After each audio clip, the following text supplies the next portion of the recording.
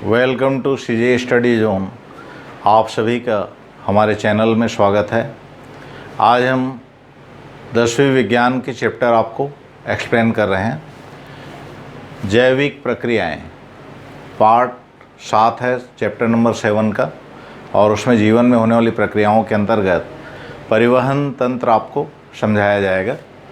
तो मनुष्य में विभिन्न पदार्थों की परिवहन होती है, जैसे पचे हुए भोज्य पदार्थ, रुधिर, हार्मोन्स, एंजाइम, और इनके परिवहन के लिए भाग लेने वाले तंत्र को कहते हैं परिवहन तंत्र। इसी में आज हम फोकस करते हैं अपना लेक्चर।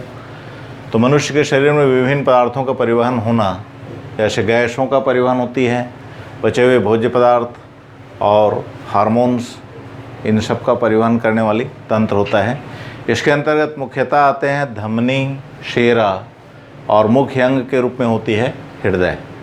तो मनुष्य का रुधिर को पंप करने वाली अंग जो होती है, मुख्य अंग हृदय होता है, और इसके द्वारा ही शरीर के सभी भागों में विभिन्न पदार्थों का परिवहन किया जाता है।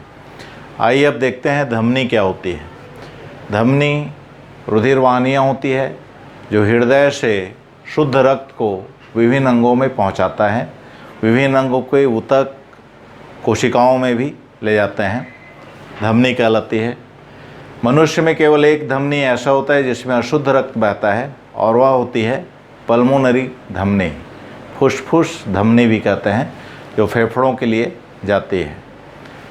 दूसरा जो वाहिनियाँ पाई जाती है हमारे शरीर में परिवहन के लिए, वो है शिरा, वेन।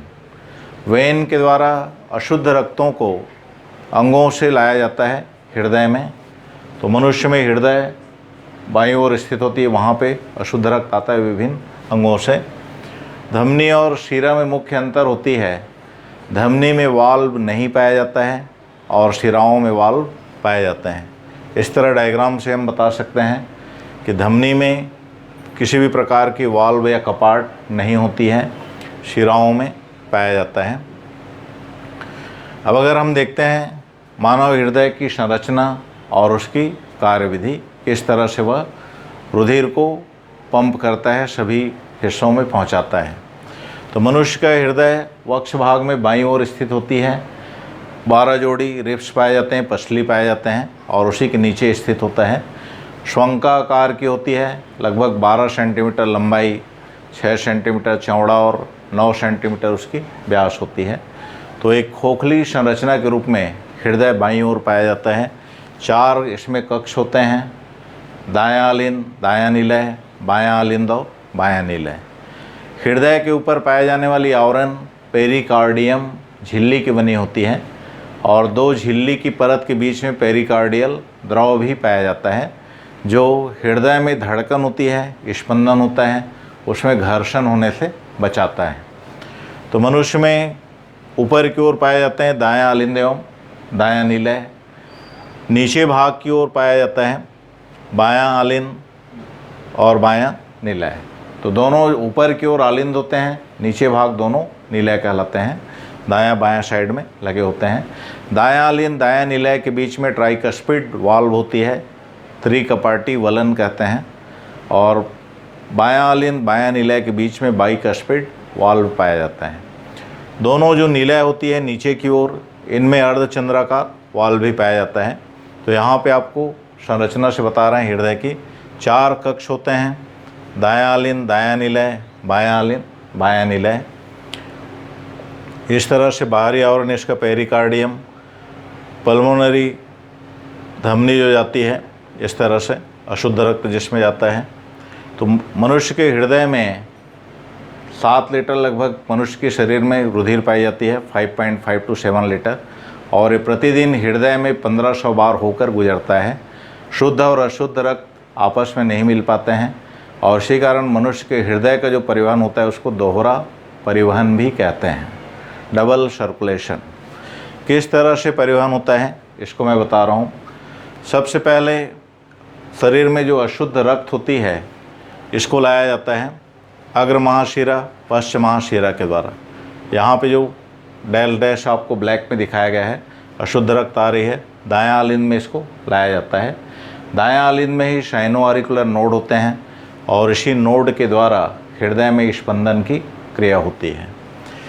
अशुद्ध रक्त पहले दायां आलिंद में एकत्रित हो जाते हैं। ट्राइकस्पिड वाल्व यहाँ पे ओपन होता है, त्रिकपाट जो वाल्व होती है खुलता है, दायां निलय में जाता है।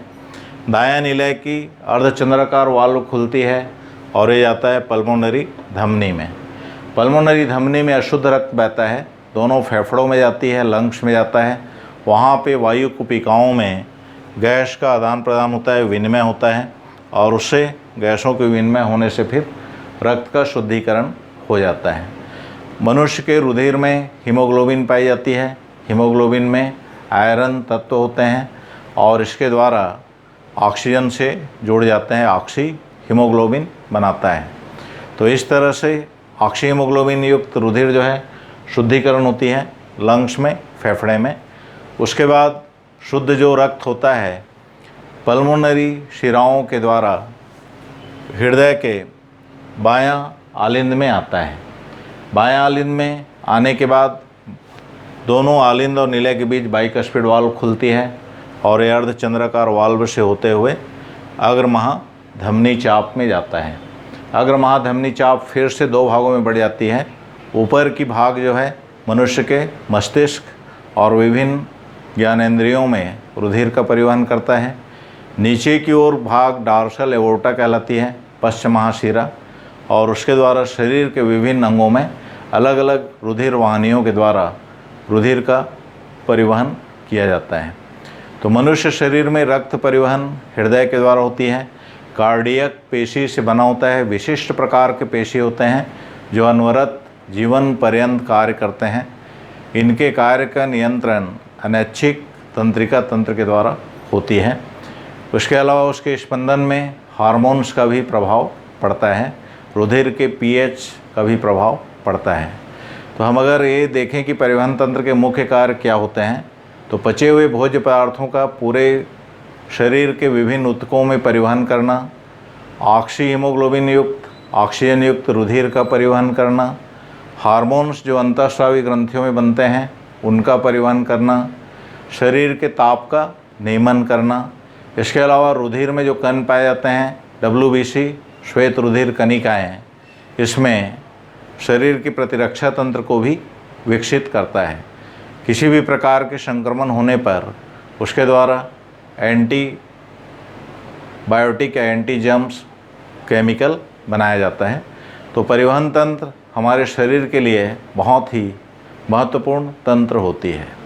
इसी प्रकार से आपको और आगे भी दूसरे तंत्र जो मनुष्य शरीर में पाए जाते हैं उसके बारे में आपको जानकारी हमारे YouTube channel CG study zone के माध्यम से दिया जाएगा।